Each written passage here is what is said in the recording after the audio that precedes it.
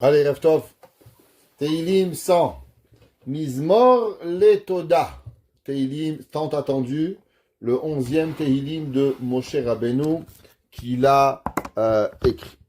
Ce shiur, il est pour notre ami Malkiel, que la semaine dernière on a parlé de lui jeudi soir, et malheureusement il est parti rejoindre Akadosh Baruch Hu, Tiye Nishmato Tserura Bitzro Rahayim.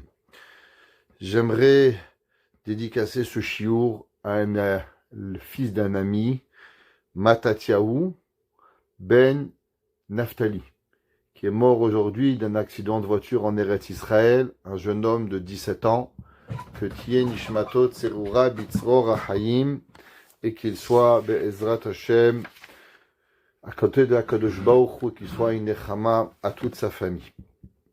Teilim 100, Zeha Mizmor, Neomar le'orer levavot anashim la'avod et Hashem besimcha. Ce Teilim, il est pour réveiller les cœurs, pour servir Akadosh Baruch Hu avec joie. Yesh le'omro bingina. Ce Teilim, il faut le dire en chantant. Shekol hashirot atidot li'itbatel chutz mimenu. Le Shulchan Aruch, dans Siman Nun Aleph, au nom du Ochot Chaim, il écrit et il dit que vous savez qu'il y a eu 10 shirot, il y a 10 chansons que Am Israël a écrit.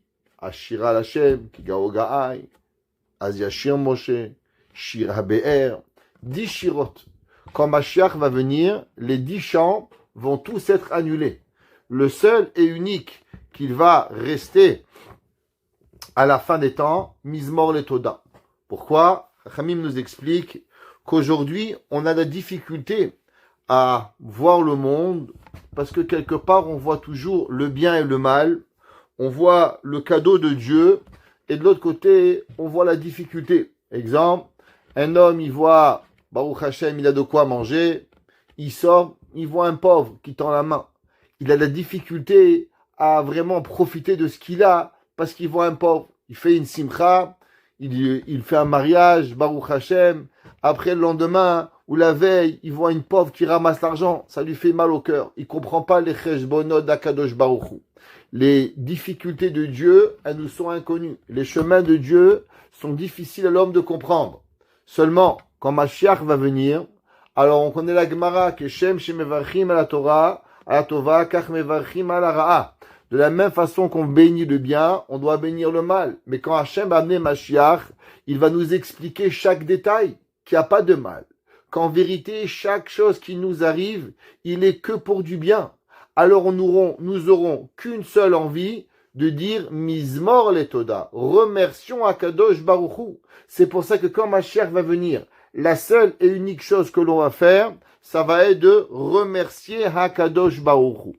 De plus, aujourd'hui, on est épaté quand on voit un miracle. On voit quelqu'un, Dieu préserve, était malade. Akadosh Baruch Hu, il le guérit. Alors on est épaté. Quand Mashiach va venir, on va vivre dans une vie de miracle et on n'aura plus ce concept de Teva, nature, ou Me'ala Teva, au-dessus de la nature. On sera en permanence envers Akadosh Baruch Hu et notre bouche va seulement dire à Akadosh Baruch Hu, Mizmor Letoda. Waouh! Merci Akadosh Baruch Hu. Et cela en soi-même est déjà une bracha que vous savez souvent, quand il y a trop de bien, alors on oublie. Exemple, tous les matins on se lève, Baruch Hashem, on met un pied devant l'autre, et on oublie de dire merci Hashem que je marche. Soyons francs. Quand est-ce qu'on dit à Akadosh Baruch Hu, merci que je marche? Quand est-ce qu'on dit à Akadosh Baruch Hu, merci que je bouge mon petit doigt? Pourtant, il y a quelques semaines, je suis tombé, je me suis cassé le petit doigt. Pendant 4 semaines, j'avais mal au doigt. J'arrivais pas à bouger mon petit doigt. Mais c'est rien, le petit doigt. Eh ben, pendant 4 semaines, mon frère. Et depuis encore, croyez-moi, j'ai encore mal à chaque fois que je ferme le poing. Et à chaque fois que je bouge la main, je me dis, waouh, un jour, je bougeais sans avoir mal. On oublie qu'Akadosh Baruch Hu nous a fait tout cela. Une des grands principes que quand Mashiach il va venir, c'est du fait qu'Akadosh Baruch Hu il sera grand et que le Yetzer Hara sera pas là. Alors on n'oubliera pas de remercier Akadosh Baruch Hu. Aujourd'hui, vous savez pourquoi nous oublions de remercier Hachem, qu'on est capable de mettre un pied devant l'autre. Vous savez pourquoi on oublie de remercier Akadosh Baruch Hu pour chaque petitesse que Akadosh Baruch Hu il nous fait. C'est à cause que le Yetzer Hara il est là. Alors le Yetzer Hara veut nous faire oublier la bonté de Dieu. Mais le jour où Mashiach sera là et que Akadosh Baruch Hu va nous enlever le Yetzer Hara, alors on n'aura plus l'envie d'oublier Akadosh Baruch Hu. On va vouloir à chaque moment remercier Akadosh Baruch Hu. Vous savez, on a parlé souvent du chiffre 100. Si vous vous posez la question, pourquoi le chiffre 100, il est, le Mizmor Letoda a été composé dans le chiffre 100. On a souvent parlé du principe qu'il y a un ange du bien et il y a un ange de la mort. Comment il s'appelle l'ange de la mort? Il s'appelle Yetzer Hara, il s'appelle Satan, mais il a un autre nom. Son véritable nom, il s'appelle Sam. Vous le savez, Samer Mem, Aleph Lamed. On avait déjà dit souvent qu'il est très grave d'appeler son fils, qui s'appelle Shmuel, de l'appeler Samuel, Salomon. Pourquoi? Parce que ça rapporte le nom Samer Mem. Le Samer Mem, c'est le principe du nom de l'ange qui est mauvais. Samer Mem, Sam. Faut pas dire ce nom, dangereux, ça amène des mauvaises choses. La valeur numérique de Samer Mem, c'est 100. Ça veut dire, la Gemara nous dit que c'est marqué qui betorat Hashem chefzo ou betorato yehege yomam balayla.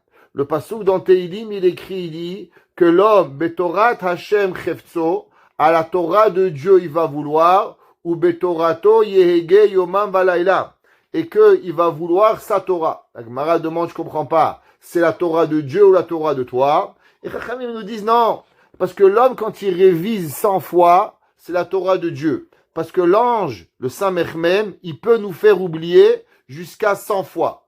Mais quand on fait 100 une fois, alors automatiquement, on arrive à passer l'ange de la mort, l'ange du mal, et on tombe dans une autre catégorie. Michael, valeur numérique 101. Samer Mem, Gematria, l'homme mauvais ange. Qu'est-ce que ça représente? L'homme, la machloquette, la discorde. Le 100, il est représentatif de quoi? Du chiffre du mal, le chiffre 100. C'est pour ça qu'on donne jamais, par exemple, $100. On donne $101. Gematria Michael. Pourquoi on donne jamais 100? Ça fait cher. Prenez les magasins, ils vous écrivent jamais $100. Qu'est-ce qu'ils vous écrivent? 99,9. Pourquoi? 100, c'est cher. 99, c'est pas cher. 99. Pareil, le 100, il est symbolique de mal. Pourquoi? Parce que pour combattre le chiffre 100, il y a une seule chose qu'il faut avoir. Pour combattre le mal, il faut avoir l'envie de remercier. Un homme, tout le monde y sait, que malheureusement dans une maison, s'il n'y a pas Dieu dans la maison, alors qu'est-ce qu'il y a? On enlève le Yud et on enlève le He. Ish, c'est Aleph, Yud, Shin. Alors on enlève le Yud de Dieu et on enlève le He de Isha. Et ça nous laisse quoi? Esh. Esh, le feu. Quand il n'y a pas de Dieu dans la maison, qu'est-ce que nous avons? Nous avons du feu. Comment éteindre le feu dans une maison? Allez voir un thérapeute, un psychologue, un rabbin crémisi, qui vous voulez, et vous allez voir du Shlom Bayit. Il va vous dire la première chose à faire. Est-ce que vous faites des compliments à votre époux? Est-ce que vous faites des compliments à votre épouse? Et là, il vous dit, mais je comprends pas, monsieur le rabbin, on se bagarre. Quel est le rapport? Réponse. Tu sais pourquoi ton mari, il n'est pas sympa avec toi? Tu sais pourquoi ta femme ne te cuisine plus? Tu lui dis jamais merci. Alors elle n'a pas envie de refaire. Ça veut dire que qu'est-ce que le Yetzer Hara il fait?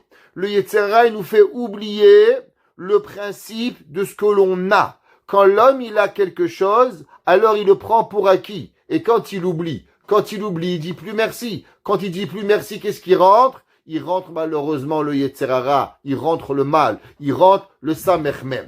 Vous savez, il y a 2 lettres dans l'alphabet qu'elles sont fermées. Toutes les lettres de la Torah, elles ont une ouverture. Prenez le Aleph, elle a une ouverture vers le haut, une ouverture vers le bas. Le Bet, elle a une ouverture de côté. Le Gimel, une ouverture. Chaque lettre, elle a une ouverture. C'est quoi l'ouverture? L'ouverture, elle représente le besoin de l'autre. Chaque lettre, Shin, elle a 3 entrées. Aïn, elle a le Tzadik, elle a toutes les lettres. Le Taf, elles ont tous une lettre ou quelque part où on peut rentrer quelque chose, on peut rentrer quelque chose à l'intérieur. Qu'est-ce qu'il y a? Il y a 2 lettres qu'elles sont complètement fermées. Le Samer, il est rond, il est totalement fermé, et le même final, il est aussi une lettre fermée. Pourquoi? Parce que le Yetzer Hara, par définition, il vous dit 2 choses. Numéro 1, tu es quoi? Tu es sauf, tu es la fin. Garde tout, ferme tout. Ferme ce que tu as besoin. C'est l'égocentrisme au maximum. Il n'a rien besoin. Il laisse personne rentrer. Ni sa femme, ni ses enfants, ni sa famille. Rien. Tout pour moi. Je garde tout pour pouvoir y arriver. Et le même, il est exactement pareil. Le même aussi, il est complètement fermé. Le même final. Pourquoi il est fermé? Il est fermé parce que la personne, elle le Yetzerara, qu'est-ce que lui il veut? Il a envie qu'on soit autosuffisant. On va le voir, comme si qu'on n'a pas besoin, comme si qu'on n'a pas été créé, comme si qu'on n'a rien. Vous allez voir dans le Teilim, c'est marqué qu'Akadosh Baruch Hu, il dit Ki Hashem ou Elohim, Hu Asanu, c'est lui qui nous a fait Velo Amarnu. Et pas nous. Qu'est-ce que ça veut dire pas nous? Ça veut dire qu'en vérité, la personne, quelque part, il aurait aimé être auto-créatif et se dire que c'est même moi qui a créé, qui me suis proprement créé. Si vous allez voir le symbole de l'égocentrisme, qu'est-ce qu'il vous dit? Moi, je dois rien à personne. Moi, je suis auto-créateur. Je me suis créé, j'ai tout fait, je suis parti de zéro, je dois rien à personne. Généralement, quand quelqu'un me dit comme ça, je dis Refoua chez les ma, Refoua chez les ma, Refoua chez les ma. Il me dit, mais je suis pas malade. Je dis, c'est ça le problème, c'est que vous savez même pas que vous êtes malade. Vous avez même pas d'idée à combien vous êtes malade. Ok? Alors la personne, il ne pense qu'à lui-même. C'est quoi? Un, c'est qu'il pense qu'il est dans un cercle, qu'il y a moi. Et deux, il a complètement fermé, il s'est mis lui-même dans un cadre. C'est comme un cadre, c'est un même. Lui-même dans la photo, il a rien. Pour pouvoir laisser rentrer Akadosh Baruch Hu, alors on a besoin de se rappeler qu'on doit Mizmor le Toda. On doit remercier. Remercier qui? Remercier ton mari, remercier ta femme, remercier tes enfants, remercier ton rabbin, remercier ta synagogue, remercier ton minyan, remercier tes amis, remercier ton père, remercier ta mère, remercier à la fin Akadosh Baruch Hu, Mizmor le Toda. La première chose qu'on se rappelle quand une personne, elle est en crise, c'est qu'il a besoin de l'autre. Comment vous savez quand votre enfant va mal? Premier signe, c'est quand votre enfant, il rentre dans sa chambre et il s'enferme. Quand un enfant, il communique plus avec les parents, lumière rouge, grave, attention, ça va pas, les bêtises elles arrivent. Un homme qui parle avec les gens, il n'y a pas de problème. Dès qu'il est fermé, Yetzerara il va arriver. Mizmor et Toda. Ouvrons-nous avec Akadosh Baruch Hu. Alors, la personne, elle doit le dire en chantant ce Mizmor, elles vont tous être annulées. Les Netzach Oinatseach Ovim. C'est pour ça que dès qu'on veut enlever le Yetzerara de la maison, qu'est-ce qu'on fait? On dit merci.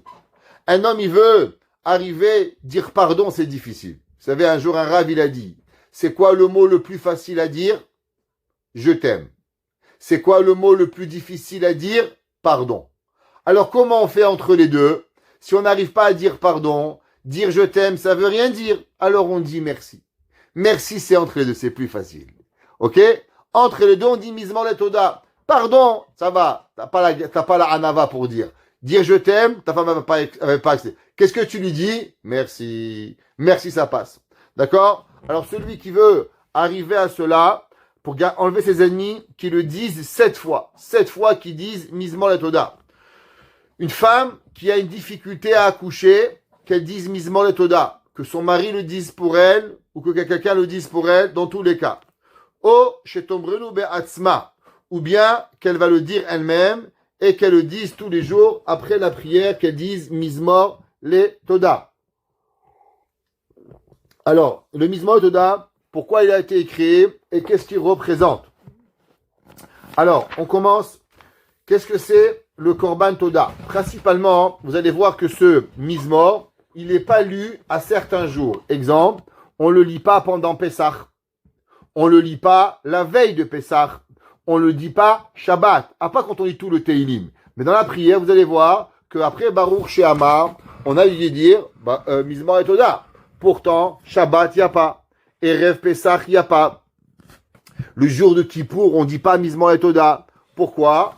Parce que la règle, elle est simple. Les jours où on ne pouvait pas apporter le Korban Toda, on ne dit pas Mizmor et Toda. On va voir pourquoi à Pessah, on ne pouvait pas apporter un Mizmor et Toda. Et généralement, le Mizmor, le Korban Toda, il était apporté pour 4 raisons. 4 raisons qui faisaient qu'on apportait le Korban Toda.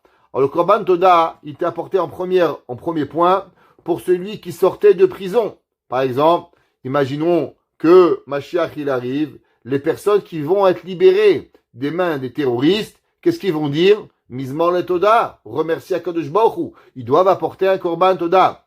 Deuxième, un malade qui a guéri. Dès qu'un malade y guérissait, il disait, il apportait Korban Toda.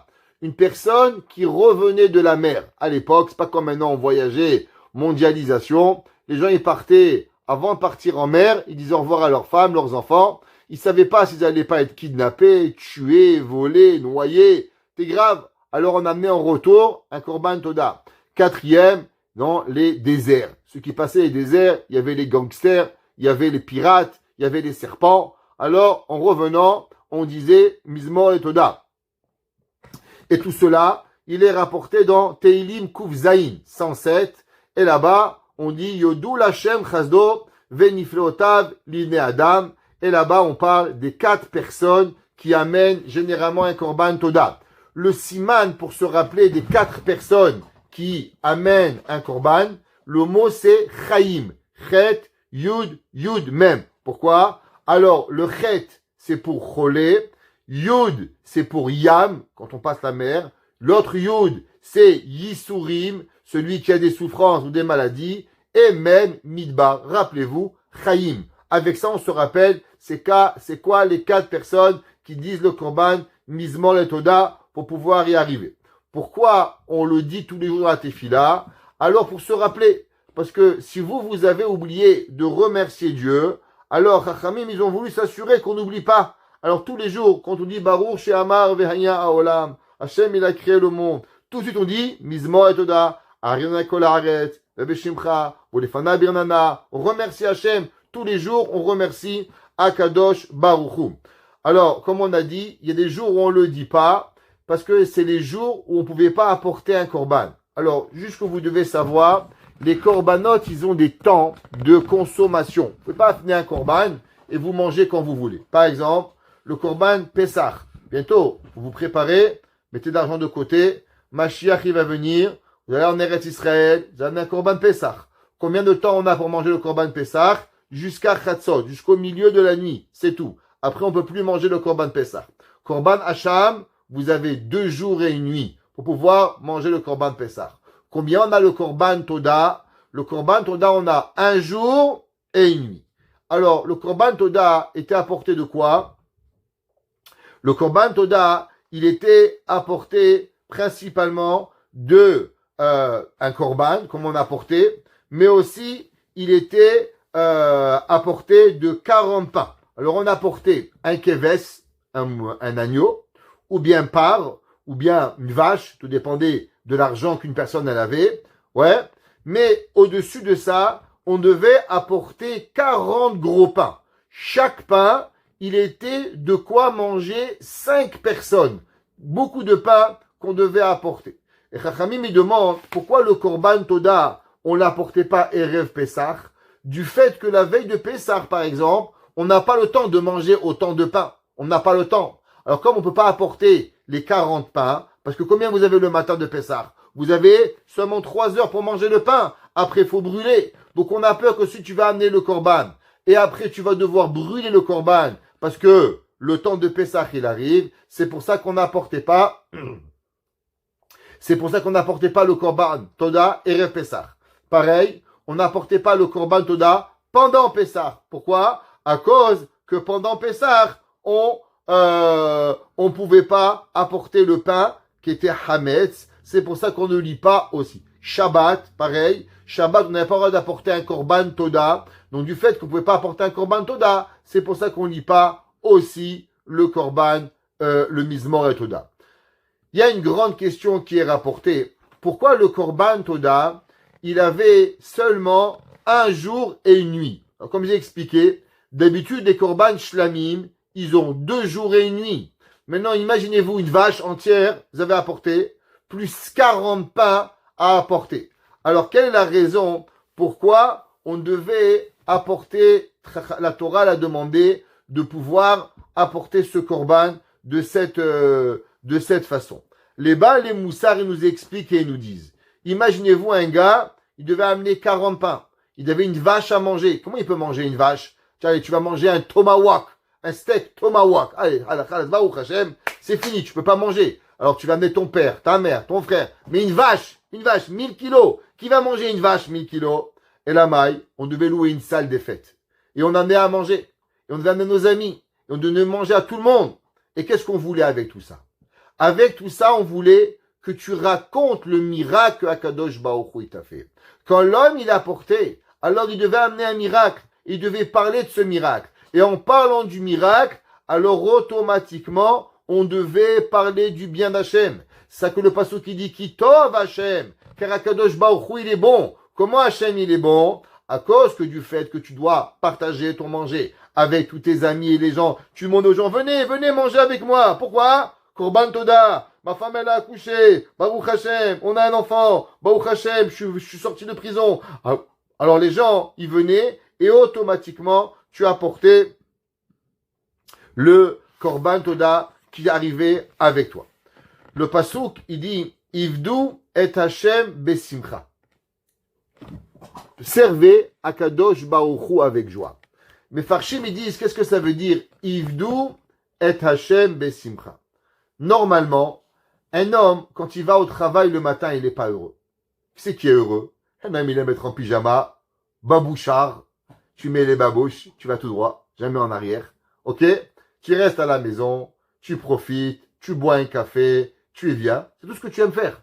Maintenant, travailler dans le froid, -20, il neige, les bottes, le manteau. Avant même de partir, tu es déjà fatigué. Rien qu'à mettre les overshoes, les bottes, le pantalon, le manteau, le surmanteau, la capuche, chauffe la voiture, gratte la neige. Tu dis, chérie, je suis fatigué, je reste à la maison. Ok, j'ai pas un jour de vacances, t'arrives pas, tu veux pas. Alors, on ne veut pas travailler. Mais, on aime le salaire. On aime le paycheck. Quand c'est le jour de recevoir le salaire, Baruch Hashem, là arrivent les vacances, je t'abarque chez moi là, on a tous envie. Alors, qu'est-ce que le pasteur qui dit? Ivdu et Hashem besimcha. Servez Dieu avec joie. Il explique, Rachamim, et ils disent, ça c'est dans tout le travail physique. Mais le travail spirituel, Akadosh Baruch Hu, il dit, Ivdu et Hashem besimcha. Soyez heureux qu'on sert Akadosh Baruch Hu avec la joie. Non seulement on a envie de faire les mitzvot, mais aussi on est heureux de vouloir servir Hakadosh Baruch Hu. Vous vous rappelez, la semaine dernière, on avait parlé du concept que les anges, ils avaient demandé à Kadosh Baruch Hu, pourquoi tu vas créer l'homme? Après tout, l'homme, qu'est-ce qu'il va avoir? L'homme, tu dois lui pardonner. Et donc, si tu dois pardonner à l'homme, alors ça veut dire que l'homme, il va avoir Nahamade Kisufa, le pain de la honte. Donc, si l'homme, il doit avoir le pain de la honte, quelle est la raison pourquoi tu as créé l'homme? Vous vous rappelez la question fondamentale que les malachim, ils ont demandé. Qui c'est qui a demandé cette question aussi? Cette question, elle est rapportée dans le Ramban. Le Ramban. Alors, vous savez que celui qui a expliqué ce concept, c'est le Harizal, dans le Sefer Peri Etz Chaim. Le Sefer Etz Da'at, le Harizal, il a demandé pourquoi on a été créé. On a été créé pour pouvoir ne pas manger le pain de la honte. Alors revient la question. Il y a un Ramban. Le Nachmanide, il est dans le Perek Vav, chapitre 6, verset 25, dans Sefer Devarim, Deutéronome. Moi, même pas vous savez que ça existait, ça. Deutéronome. Voilà, miskin. Alors, Sefer Devarim, 5e livre de la Torah. Alors, le Ramban, il demande une question. C'est marqué dans le pasuk, Vetstaka tiye lanu. Et nous, la Torah, la récompense, elle est une tzedaka. Ça veut dire que quoi? Tout le monde y connaît la Mishnah. Mishnah dans Pirkei Avot, elle dit, Al tiyu ke avadim, ameshamshim et arav, amenat lekabel peras. Ne servez pas le maître à condition de recevoir un cadeau. Ça veut dire que celui qui croit que le monde, il est fait d'avoir des cadeaux. Tu fais Shabbat, tu reçois des cadeaux. Tu fais des choses, tu es puni. C'est vrai, mais c'est pas pour ça qu'on le fait. De plus, des fois on fait Shabbat, on prend des claques, et une deuxième claque. Et ça marche pas comme tu crois la vie. Celui qui est bon, il récompense. Celui qui est méchant, il est puni. La vie, souvent, c'est celui qui est bon, il prend une deuxième claque, et celui qui vole, il est récompensé. Hachem, on ne connaît pas les chashbonot d'Akadosh Baruch Hu, pourquoi ça marche. De plus, l'homme, est-ce qu'il a vraiment un choix d'avoir le Olam Haba? Alors, c'est quoi un choix? Un choix, tu as 1000 dollars dans ton portefeuille, tu dis, qu'est-ce que je fais? Je vais un jour à Miami, je vais 6 mois en Afghanistan, ou je vais 3 ans au Congo. T'as le choix. T'as le choix de vacances avec 1000 dollars, comme il disait Coluche. T'as le choix, 2 jours à New York ou 6 mois à Moscou. Ok? À toi de voir. C'est ton choix. Ça, c'est ton choix. Où tu vas aller en vacances. Mais le peuple juif, il n'a pas de choix. On dit, regarde, où tu fais les mitzvot, ou barbecue. C'est un choix, c'est pas un choix. Donc si c'est pas un choix, parce que sinon tu vas finir au barbecue, alors c'est quoi? Pourquoi Akadosh Baruch Hu, il a créé l'homme? Si Akadosh Baruch Hu, il crée l'homme, et que l'homme, il a le choix de bien ou de mal, alors Hachem lui dit, tu vois, ou tu roules en Ferrari, ou tu roules en 2 chevaux, je comprends. Mais après tout, j'ai pas le choix. Donc si j'ai pas le choix, alors tout le Sachar, il est pas vrai. Alors revient à la question, pourquoi Hachem, il a créé le monde? À quoi elles servent les mitzvot? De plus, il dit le pasuk, Utzdaka tielanu. Et tout ce que Hachem il nous fait, ça n'est que une tzedaka. Ça n'est pas un droit. Exemple, un homme il a un employé. L'employé à la fin du mois il faut le payer. Est-ce que c'est une charité que vous payez votre employé ou c'est un devoir que vous payez votre employé? L'employé il travaille pour toi, il lave le parterre, il est ingénieur, il n'est pas, je sais pas qu'est-ce qu'il est. À la fin du mois, faut payer. Tu as un employé, tu le payes. C'est pas une charité que tu as, c'est une obligation que tu as. À l'inverse, quel est notre rôle envers Akadosh Baruch Hu? Est-ce que nous, on est des employés de Dieu et alors on doit avoir un salaire ou Hachem il nous doit rien?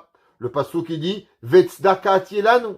Hachem ne nous doit rien. On paye pas assez cher la respiration, on paye pas assez cher la vie, on se paye pas assez cher nos enfants, on paye pas assez cher rien du tout. Alors, pourquoi on devrait mériter le Olam Haba? Le Olam Haba, il n'est pas payable, alors pourquoi Kadosh Baruch Hu, il a créé ce monde? Il explique le Chida, et il dit c'est vrai. Tu sais pourquoi Kadosh Baruch Hu, il t'a amené dans ce bas monde? L'homme, il peut faire Shabbat. Maintenant, Shabbat, il y a 2 façons de faire Shabbat. Shabbat à la chabeb.com, comme plein de gens, tu les vois, mesquinim, ils vont à la synagogue vendredi soir.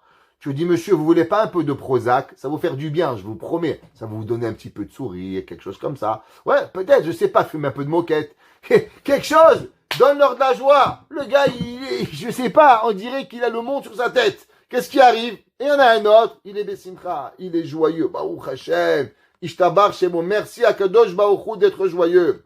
Il dit le Chida, tu sais comment aller la récompense, pourquoi on a dans ce monde? Parce que c'est vrai que tu es obligé de faire les mitzvot. C'est vrai que tu es obligé de faire Shabbat. Mais est-ce que tu l'as fait forcé ou tu le fais avec joie? Si tu le fais avec simcha, avec la joie, c'est ça qui va te donner la partie, l'ouverture pour arriver au Olam Haba. Hachem, il te donne une récompense. Pourquoi? Pas parce que tu as fait la mitzvah, mais dépendamment de comment tu l'as fait. Est-ce que tu viens au cours? Allez, encore, on va écouter ce rabbin, on va lui faire plaisir. Ou bien, non, Baruch Hashem, viens, on prend un livre, viens, on va étudier. Viens, on fait. Allez, faut lui faire plaisir au bon Dieu. On lui fait le Birkat Amazon. On dit, waouh, merci Hashem. Merci Hashem de me donner la chance de te faire le Birkat Amazon. Merci à Kadosh Baruch Hu que tu m'écoutes 3 fois par jour. Merci à Kadosh Baruch Hu que tu me permets de dire ton nom. Il y a des goïms, ils disent nom de Dieu, ils sont chayav mita. Nous, on a le droit de dire Baruch Ata Hashem, béni sois-tu à Kadosh Baruch Hu. Elokeinu, mon Dieu, parce que tu t'occupes de moi. Merci à Kadosh Baruch Hu qui t'occupe de moi. Comment on voit cela? Alors c'est pour ça que la personne est là, qu'en vérité, toute la personne, il n'est pas obligé de servir avec joie. Mais tout ce que Kadosh Baruch Hu il fait, et il nous donne, alors comment on le fait? Alors on y arrive. C'est pour ça que le pasuk qui dit Ivdu et Hashem besimcha. Bohu lefanav birnana. Alors celui qui sert Hashem avec joie, alors il pourra arriver à voir Akadosh Baruch Hu. De quoi? La chazot benoam Hashem. De voir Akadosh Baruch Hu. Comment l'homme il pourra voir Dieu? Seulement à cause qu'il a mérité la Simchat HaChaim. Si l'homme, il n'a pas la joie de servir le service divin, il ne va pas voir Hachem. Il va arriver en Lamaba, croyez-moi, Tchabeb, on va me donner le mois de Tisha B'Av. Là-bas, tu vas être. Et l'autre dit, mais pourquoi lui, il va arriver? Vous savez, il y avait une petite blague, on raconte. Il y avait un jour un billet de $100, il monte au paradis. Alors il arrive, on lui dit, voilà, t'as un petit Olam Haba. Il dit, mais je vois un énorme Olam Haba. À qui il est? Il dit, lui, c'est à la pièce de 1 cent. Il dit, je comprends pas. Pourquoi la pièce de 1 cent, elle a un énorme Olam Haba? Et moi, le billet de $100, un petit Olam Haba. Il dit, toi, on t'a pas vu beaucoup dans la boîte de Tzedaka, hein? Alors, pareil, à combien on a Kadosh Baruch Hu? À combien on sert Dieu? À combien on reçoit? Comment on sert Hachem? On sert à Kadosh Baruch Hu vraiment, dépendamment de la joie que l'on a avec Akadosh Baruch Hu de pouvoir y arriver. Vous vous rappelez, on avait déjà mentionné que c'est marqué dans Mizmor le Toda Ariou Lachem Kol Haaretz. Ariou Lachem Kol Haaretz, c'est quoi? Cela, ça vous rappelle Hariou, Lachem, Lamed, Kof, Kol Haaretz, c'est Rachetevot Halacha. Le jour du Shabbat, le jour de la semaine, pardon, c'est quoi notre devoir? C'est d'étudier la halacha. Un homme, le Shabbat, la semaine, il demande au Rav, permis, interdit. Généralement, toute la semaine, qu'est-ce qu'on étudie? Les lois qui nous donnent à servir le service divin. Qu'est-ce qu'on étudie le Shabbat? Le Shabbat, on étudie la Kabbale. Le Shabbat, c'est réservé aux enseignements plus profonds pour pouvoir arriver. C'est pour ça que Shabbat, comment on commence Shabbat? Alors Shabbat, on commence avec le Teilim 29. Vous vous rappelez? Mizmor et David, Avou l'Adonai kol haaretz. Ouais. Et là-bas, c'est marqué, Ishtachavu l'Hashem behadrat kodesh, rachet tevot Kabbalah. Pour nous apprendre que le Shabbat, c'est le moment où la personne, elle doit arriver à apprendre la Kabbalah. C'est pour ça que c'est marqué que c'est quoi la halacha? C'est quoi la halacha? Les gens, ils ont l'habitude de voir la halacha comme de la rigueur. Permis, interdit. Permis, interdit. On dirait que le rabbin, il a un bâton et il frappe les gens. Permis, interdit, permis. Ça, Kadosh Baruch Hu. C'est quoi halacha? Il dit le chida, le mot halacha, c'est en vérité une composition de 2 lettres.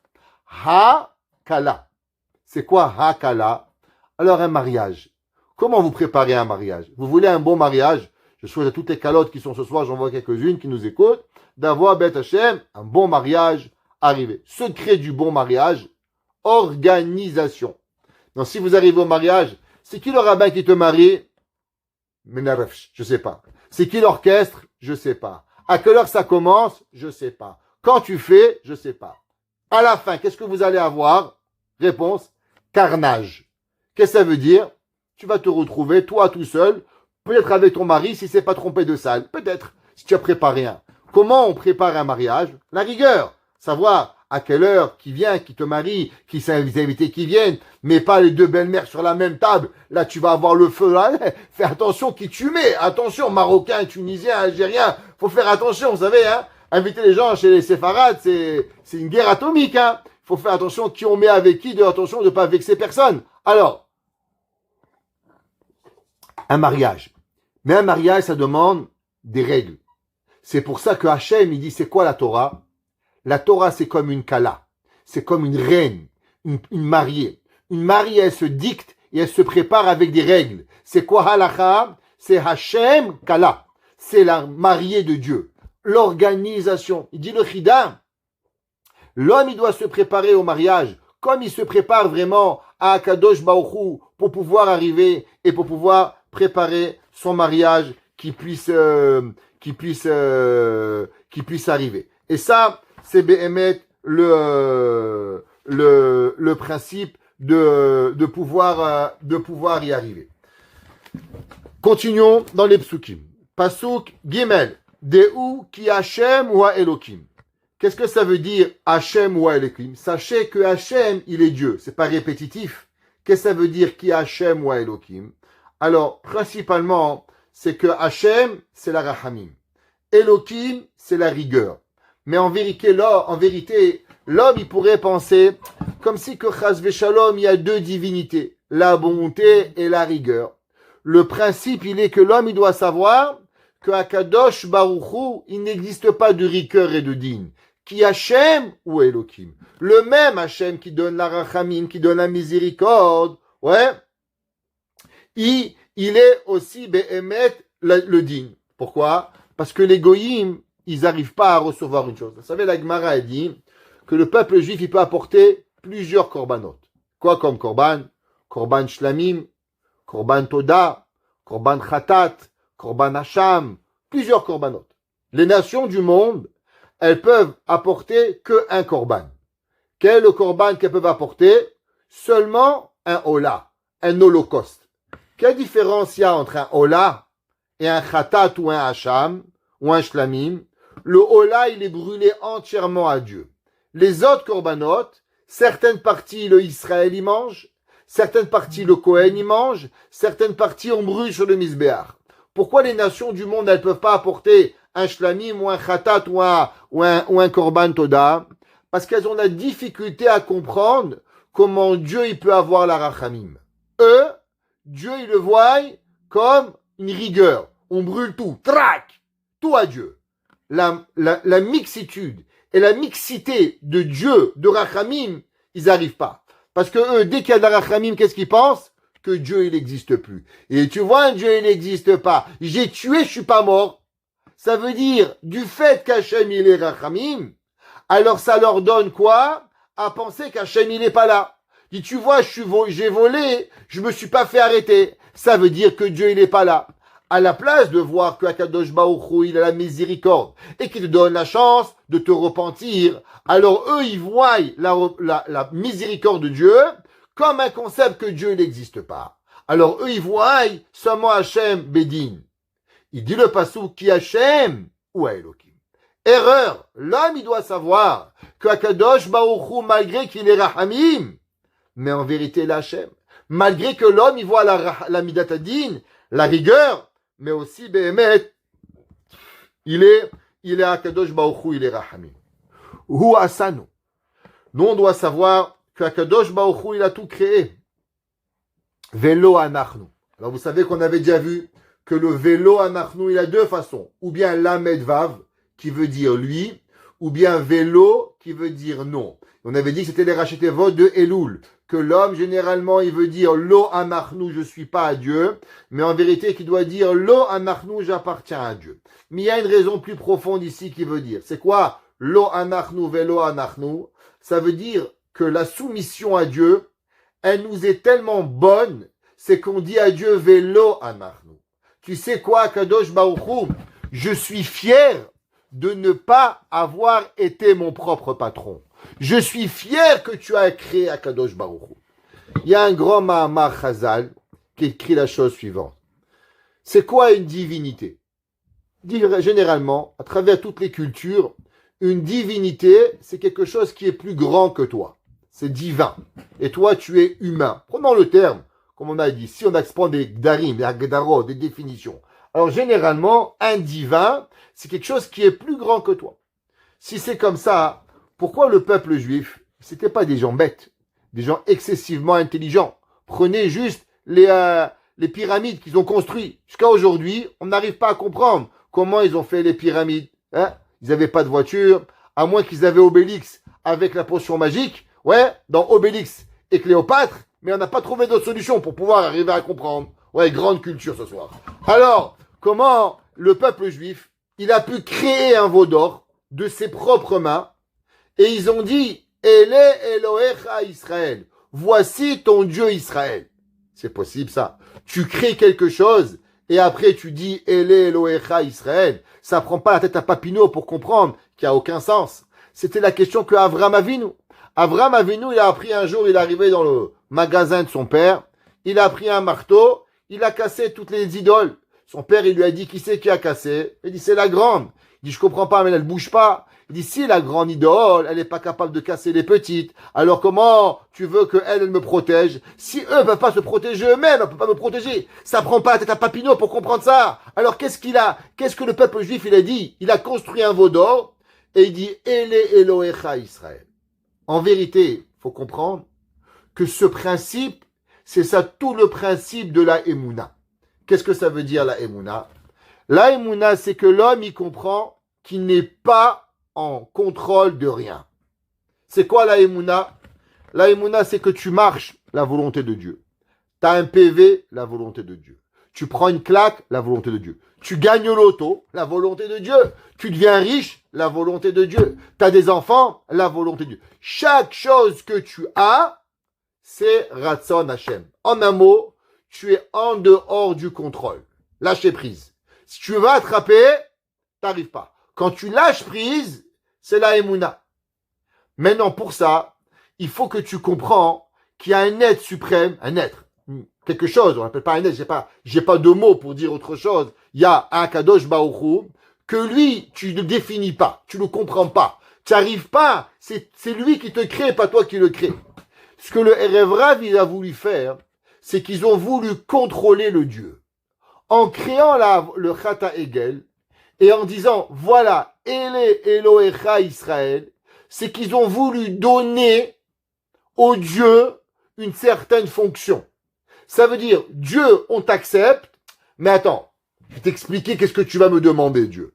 Alors, tu ne travailles pas dimanche, je travaille des fois samedi, mais ça dépend. S'il y a le match de hockey, j'y vais quand même. Quand je suis j'ai trop faim, je cuisine. Ça marche pas, ça. Si tu peux pas formater ton Dieu. Et les Elohecha Israël, qu'est-ce qu'ils ont voulu? Ils ont voulu formater la divinité, que la divinité sera à leur mesure et qu'ils vont la contrôler.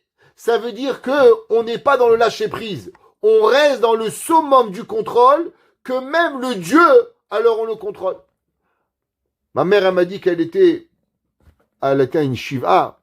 Et dans cette shiva, il y a à peu près 50 et quelques années, 54 ans aujourd'hui.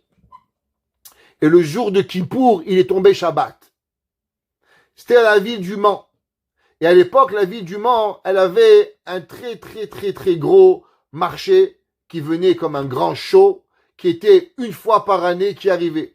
Énormément de magasins vivaient sur cette journée, ce qu'on appelait de marché qui était vraiment toute la France venait ce jour-là. Alors, quand ils ont fixé le jour de Kippour, le jour de ce marché, la communauté juive, elle s'est réunie. Tous, on a un magasin, tous, on a une compagnie. Qu'est-ce qu'on fait avec le Kippour? Ça a été voté quasi à l'unanimité, à part une personne, qu'on va bouger le jour de Kippour. Ça veut dire, Kippour, ça va, on va le faire lundi. C'est pas si grave. Et ils l'ont fait. Et il n'y a qu'une femme dans toute la ville qui dit, mais vous êtes malade ou quoi? Comment on bouge Kippour? Kippour, c'est pas pour qui? Le Kippour, il arrive. T'arrives, tu fais Kippour. Ça veut dire que quoi? Ça veut dire que tu crois que tu contrôles Dieu. Tu crois que Dieu, quand il a inventé le Kippour, ça veut dire qu'il y a 3500 ans, il n'avait pas prévu qu'à la ville du Mans, il y allait avoir le Kippour le Shabbat. Tu dis, bon, ça va Dieu, t'as mal calculé. Je t'explique qu'est-ce que tu veux faire. C'est que tu veux contrôler la parnassa, tu veux contrôler la volonté, tu veux contrôler ton Dieu, que tu veux lui décider quand lui te pardonne. Quand il ne pardonne pas. Barminan, vous comprenez que ça ne marche pas. Diakadosh Baoru, qu'est-ce que ça veut dire remercier Dieu? Eh bien, un des principes de remerciement, c'est que tu ne contrôles pas. Si tu contrôles, tu n'arrives pas. Je ne veux pas entrer dans une controverse ce soir, mais je me pose cette question et je n'ai pas vraiment de réponse depuis des années. Et je pense que tous les hommes, ils vont rigoler avec ce que je vais dire. Est-ce qu'une femme, elle a le droit de choisir son cadeau? Je vais expliquer. Souvent, monsieur veut faire un cadeau à madame. Madame, elle dit, ne m'achète pas le cadeau, je veux le choisir. Est-ce que, vraiment... Voilà, je vois, ils rigolent, les hommes. Je vois qu'ils m'ont compris. Et les femmes encore plus. Alors, la question, elle est-ce que, quand tu contrôles mon cadeau, est-ce que c'est un cadeau ou pas? Pourquoi? Parce qu'en vérité, le merci, c'est quoi? Le merci, c'est quand tu lâches prise. Le merci, à Kadosh Baruch Hu, tu lui dis Mizmor Letoda, tu sais de quoi je te remercie? Velo anachnu. J'ai rien fait, moi. J'ai même pas demandé de venir sur terre. Tu m'as rendu juif. Je suis fier d'être juif. J'accepte. Et je savais même pas ce que ça voulait dire. Parce qu'est-ce qu'une Neshama, elle comprend ce que ça veut dire Yetzerato, Yetzerara? Je vous demande une question. Même les Malachim, ils n'ont pas compris. Les Neshamot encore moins. Elles sont encore plus spirituelles qu'un Malach. Alors elles comprenaient même pas ce que ça veut dire Naase Venishma. Donc une Neshama, on lui a demandé, tu veux aller sur terre? Elle dit, faire quoi? Étudier la Torah, bien sûr. Quand elle vient ici, Mskena, qu'est-ce qu'elle prend sur la tête? Elle sait même pas par où ça lui prend la tête. Paf! Elle arrive. Mais qu'est-ce qu'elle dit Hachem? Vélo amarnou. J'ai pas choisi d'être sur terre, mais je suis heureux d'être ici. Vélo amarnou. Donc le vrai cadeau, c'est quoi? C'est de pas choisir. Donc on revient à la question. Est-ce qu'une femme ou un homme qui veut choisir son cadeau, est-ce que ça fait partie du contrôle ou fait partie du cadeau? Ferme la parenthèse. Alors l'homme, il doit savoir qu'Akadosh Baruch Hu, il dit Vélo amarnou. Nous, on est fiers d'avoir rien choisi. On est fiers que où tu nous mets, dans la situation où tu nous mets, on remercie Akadosh Baruch Hu de tout notre cœur pour pouvoir y arriver. Ok? Qui c'est qui a décidé qu'il voulait tout contrôler? Vous allez me dire, monsieur le rabbin, vous êtes quoi ce soir? Vous avez rêvé? Eh bien, c'était Rav Saadia Gaon. Rav Saadia Gaon, il dit, pourquoi Moshe Rabbeinu qui a composé le Tehillim 100, il a dit Vélo amarnou? Parce que Paro, chez qui il a grandi Moshe? Chez Paro. C'était le père adoptif de Moshe Rabbeinu. Ok? Son grand-père. Moshe, il était chez la fille de Paro. Batia, fille de Paro. Alors il a grandi chez Paro. Qu'est-ce que Paro, il a dit? Paro, il s'est marqué dans le Yecheskel, il a dit Li yeori ve'ani asitani. Yitro, Paro, il a dit le Yehor, le Nil, il est à moi, et c'est moi qui l'a créé. Je sais pas si vous imaginez, un gars, il se lève le matin et dit, c'est moi qui a créé le fleuve Saint-Laurent. Vous dites, monsieur, 3e étage à l'hôpital, tout de suite. Ouais? Eh ben, Paro, c'est ça qu'il a dit. Et les gens, ils lui ont dit oui. Pourquoi? Parce qu'il avait reçu la bracha de Yaakov Avinu. Il s'est servi de la bracha. Il est arrivé à faire croire aux gens qu'il était le Dieu du Yehor.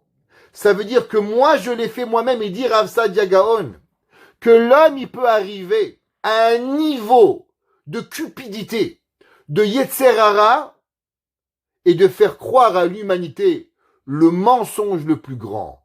Je suis. Ma grand-mère disait toujours, le cimetière est plein de gens qui croyaient qu'ils étaient indispensables. Ils étaient sûrs. Mais pourtant, un jour, ils sont morts. Son hier, ça a été cette semaine. Alors, il dit, Amo, nous, on est Sera Kadosh Baruch Hu, et on est heureux de faire le service d'Akadosh Baruch Hu et des mitzvot. Vetson Marito. Qu'est-ce que ça veut dire, Vetson Marito? Un mouton, où il va, il sait que, quelque part, il pense qu'il sait où il va, mais il a toujours un berger. Et le berger, avec son sifflet, ses chiens, un peu à gauche, un peu à droite, et le mouton, il sait qu'il n'est qu'un mouton. Il y a un chien, il y a un berger qui suit. Et il est heureux d'être un mouton. Vous voyez, les moutons, ils sautent, ils s'amusent. Mais en vérité, un mouton, il sait même pas où il va. Où tu t'amuses, où tu es. Mais qu'est-ce qu'il a? Il sait qu'en vérité, autant que lui, il aime vivre, le patron, le berger, il veut encore plus que lui vit. Il sait que le berger, il va s'occuper de lui mieux que lui-même. Pourquoi? Parce que le berger, il est plus grand. Le berger, il a des animaux. Le berger, il veut pas perdre l'argent. Alors, il s'occupe des moutons. Alors, comment on peut arriver à la joie? Parce que nous, on dit à Kadosh Baruch Hu, autant que nous, on a envie de vivre, autant que nous, on a envie du bonheur, autant que nous, on a envie de s'amuser. Mais toi, Tson Marito, tu es notre berger et tu sais à combien telle ou telle chose allait mieux pour nous. Alors, Tson Marito, on est fiers d'être un petit mouton. On est fiers de servir à Kadosh Baruch Hu comme un mouton et pas de poser de questions sans avoir aucune question. Rabbi Nachman de Breslev, il a dit qu'à la fin des temps, Akadosh Baruch Hu va demander à Am Israël une question. À combien vous avez eu la Emouna? Il y a des gens qui vont leur dire, moi j'ai cru en Dieu parce que X soit avec deux. Dieu, il va dire, ça m'intéresse pas. Les preuves scientifiques que Dieu il existe, elles ne m'intéressent pas. À combien tu crois en Hachem? Moi, j'avais une grand-mère qui ne savait pas lire, savait pas écrire, savait rien faire. Je vous le dis. Mais elle parlait à Hachem. La émouna qu'elle avait d'Akadosh Baruch Hu. Elle ne savait pas pourquoi on n'avait pas le droit de boire du vin pas kasher. Elle ne savait pas pourquoi le rabbin il doit faire la shrita. Mais elle n'était même pas intéressée à savoir. Pas parce qu'elle était bête. Parce que sa émouna était tellement grande qu'elle savait c'était ça Derech Hashem. Derech Akadosh Baruch Hu. Ses parents se sont ruinés pour écrire un Sefer Torah pour ses frères qui sont morts. Ça, c'est ça qui l'intéressait. Une mitzvah. Hachem, il te donne. Emouna. La question, elle est qu'est-ce que tu veux être? Le berger ou le mouton? Le berger, c'est bien. T'as beaucoup de... T'es droit, t'es debout. Mais quand il manque un mouton, tu vas payer très cher, mon frère. Le mouton, lui, il est là. Il est heureux. Il mange, il boit, il dort. Il est à combien tu vas avec Akadosh Baruch Hu? San marito. Lo anachnu. On veut pas te faire Dieu. Tu es heureux, pas comme Paro. San marito. On va avec Akadosh Baruch Hu. Bou she'arav, pasuk dalet. L'homme, il vient dans les portes de Dieu, du Beth Amikdash, et il remercie Akadosh Baruch Hu avec un korban, avec un remerciement. Chatserota vitila. L'homme, il va remercier Akadosh Baruch Hu. Hodulo, on va le remercier, Baruchu Shemo. Quoi? On remercie Akadosh Baruch Hu. Kitov Hashem, car Hashem, il est bon. Qu'est-ce que ça veut dire qu'Hashem, il est bon? Les Olam Chazdo. Alors, qu'est-ce que ça veut dire, les Olam Chazdo? À tout jamais, sa bonté. Ouais. Alors, dans la vie, il y a deux genres de chassadim, deux genres de bonté. Exemple, votre voisin, vous êtes en panne de voiture, excuse-moi Shimon, excuse-moi Rachel, tu me mènes au travail, très bien. Il vous amène. Le lendemain, il vous demande, tu me ramènes. Au bout d'une semaine, il va te dire, ta voiture, elle n'est pas réparée. En un mot, ça y est, je suis ton chauffeur de taxi. Pourquoi? Il te fait comprendre gentiment, Atkan, Mekench, je suis pas intéressé, je te fais un service une fois, pas 10 fois. Il y a des services qui sont ponctuels. Une fois je t'aide, deux fois. En France, il y avait une publicité qui disait comme ça. La sécu, c'est bien, en abuser, ça craint. Ok? Alors nous, on disait, la gentillesse, c'est bien, en abuser, ça craint. Pourquoi? Parce que tu es là, il faut savoir. Il faut savoir quoi demander, quand demander, quoi pas demander. L'homme, il doit avoir des limites. On ne peut pas abuser des gens. Ça suffit. L'homme, il a des limites à combien on a. Baruch Hashem. Boré Olam, est-ce que lui, il est ponctuel? Ça veut dire que sa bonté, elle est là une fois. Ou Akadosh Baruch Hu, il est à l'éternité. David Amelech, il dit qu'il est Olam Chazdo. Akadosh Baruch Hu, jamais ça s'arrête. Akadosh Baruch Hu, toute sa vie, il est Olam, il continue, il arrête. Olam Chesed Ibaneh. Tous les jours, il revient. Jamais il s'arrête. Vous savez, c'est marqué que Dieu, il se compare à un mikvé. C'est marqué dans la fin de la Mishnah. C'est marqué Amar Rabbi Akiba, ma mikvé metaret atemeim. La Mishnah dans Masechet Shoma. La même façon que le mikvé, il purifie les impurs. Af Akadosh Baruch Hu metaret Israël. Pareil, Akadosh Baruch Hu, il purifie Israël. Le Magi de Douvna, il dit, je comprends pas, pourquoi Dieu, il s'est comparé à un mikvé? Ma mikvé meteret atemeim, af Akadosh Baruch Hu metaret Israël. Pourquoi on a comparé Dieu au mikvé? Pareil, c'est faux. C'est Dieu même qui s'est comparé au mikvé. Il dit le Magi de Douvna, c'est quoi un mikvé? Un mikvé, c'est une quantité d'eau qui purifie les gens. Top. Alors, Baruch Hashem, ici, les mikvés sont très propres. Mais non, ceux qui sont partis à Ouman, ils vont comprendre ce que je vous dis. Alors à Ouman, à l'époque, il y avait un mikvé et il y avait 40 000 personnes. Le premier était propre, le 40e 000, c'était de la soupe. Ok? Et quand je vous dis de la soupe. Alors, imaginez-vous 40 000 personnes dans un mikvé. Une soupe. Top! Mais non, oublions la propreté. Le premier, il est sorti pur. Le 40 millième, il est pur ou il n'est pas pur? Il est pur. Je comprends pas. Combien le mikvé, il peut prendre de péché? Un, deux, réponse. Le mikvé, tant qu'il y a la quantité d'eau nécessaire, le mikvé, il dit, rentre mon fils. 1, 2, 10 000, 10 000, 40, 200 000, c'est pas grave. Tant qu'il y a la quantité d'eau qui purifie quelqu'un, eh ben le mikvé, il peut purifier. Jamais le mikvé dit, ça y est, j'en peux plus, hein, tu m'as saoulé, hein. Non, rentre, allez, reviens, notre juif, en notre purification, il arrive. Il dit Hachem, ma mikvé meter de temeim. De la même façon que le mikvé, il purifie les impurs. Et jamais le mikvé va dire stop, j'en peux plus. Afakadosh Baruchu metaeret Israël. Pareil, Dieu, il va jamais arrêter d'aimer Israël. Il va jamais dire, ça y est, j'en peux plus de toi, mon fils. Jamais. Il va te prendre et il va te reprendre. Dis le pasouk, Akadosh Baruchu, qui tov leolam chasdo. Akadosh Baruchu, il aime Israël et jamais il va arrêter de pouvoir arrêter de lui dire, ça suffit, j'ai plus envie. C'est pour ça qu'on voit qu'Akadosh Baruchu c'est marqué ve'ad dor vador emunato. Qu'est-ce que ça veut dire? Il y a chesed et emuna. Quelle différence? Kitov Hashem leolam chasdo, ve'ador vador emunato. Quelle différence? Pourquoi un c'est marqué chesed et un c'est marqué emuna? Alors, il y a deux différentes choses. Hashem, il nous fait des bontés. Ça, c'est un chesed. Qu'aujourd'hui, Baruch Hashem, on peut marcher dans la rue. Il y a 100 ans de ça, les Juifs étaient pourchassés en Pologne, en Russie, dans différents pays. Chaque fois qu'on voyait un Juif, on le frappait sur la tête. Alors, aujourd'hui, chesed Hashem. Merci Hashem, je peux avoir une kippa. Regardez en France, les gens peuvent marcher avec une kippa sur la tête. Ouais, ici, encore, Baruch Hashem, on a encore de l'espoir. On peut marcher, on peut avoir des tzitzit, on peut avoir un chapeau. Baruch Hashem, merci à Kadosh Baruch Hu, on peut remercier. C'est une bonté d'Akadosh Baruch Hu. De l'autre côté, il y a Emouna. C'est quoi Emouna? C'est des choses que Akadosh Baruch Hu, il a promis en Avot, Eretz Israël, Avraham, Yitzhak et Yaakov, que jamais le peuple juif, il va être effacé de la terre. Ça que c'est marqué, Ve'ad dor vador emunato. Il y a certaines bontés qui sont pas dépendantes de la bonté, mais elles sont dépendantes de la Emouna, que la Torah elle va exister, qu'Hachem va nous donner, qu'on va faire partie.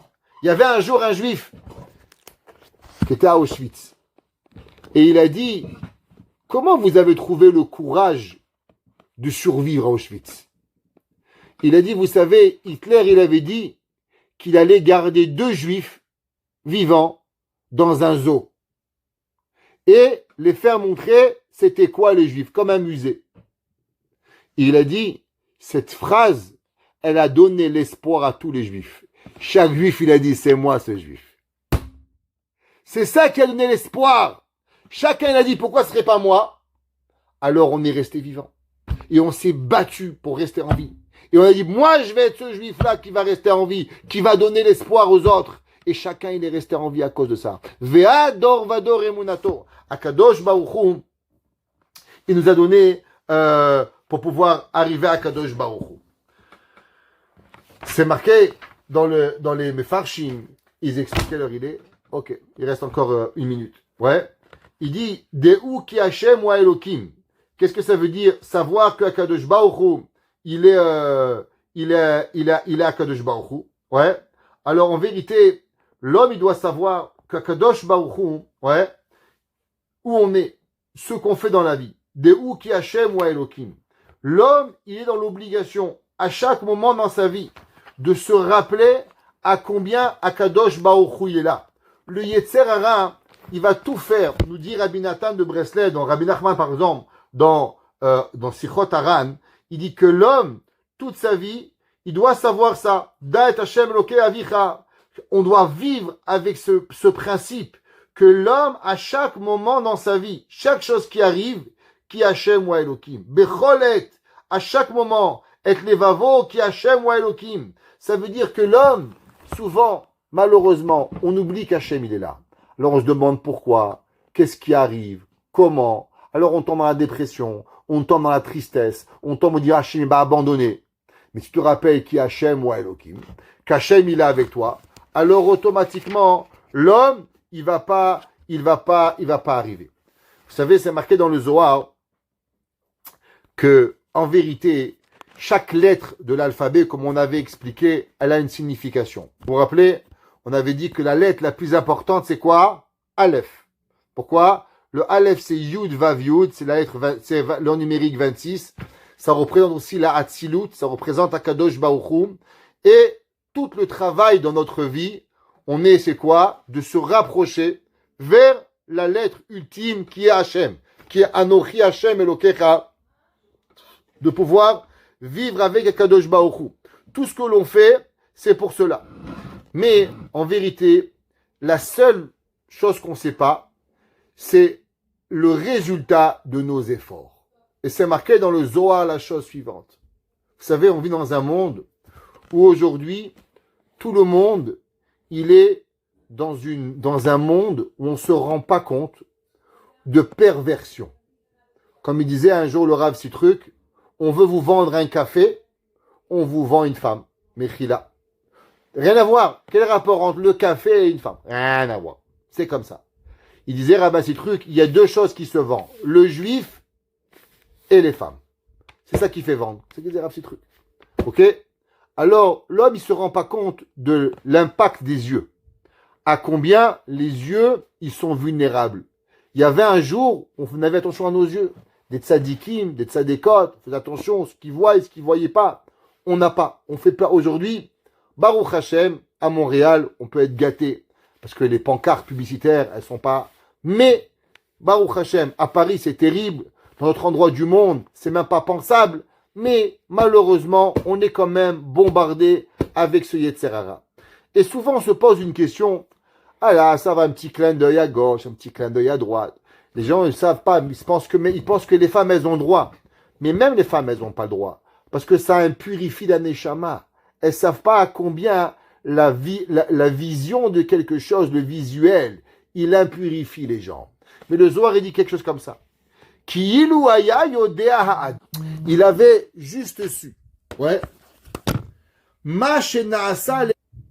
Et il tient le Nisayon. Ouais. Alors on répète. Adam. Si l'homme, il avait juste su à combien Akadosh Baruch Hu, il a un plaisir.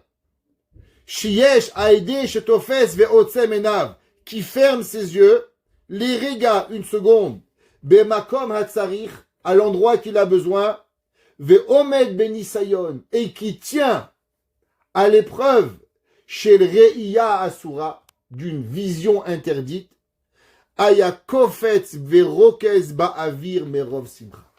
Il dit là, le Zohar, l'homme, il pourrait voler de joie. De savoir le plaisir qu'il a créé à Akadosh Baruch Hu. Si l'homme, il avait su ça, ou à ça, nouvelo anachnu. Si l'homme, il pouvait juste savoir à combien Hachem, il a de joie, de simcha, de ce qu'on peut faire à Akadosh Baruch Hu, alors l'homme, il pourrait même pas comprendre qu'est-ce qui arrive.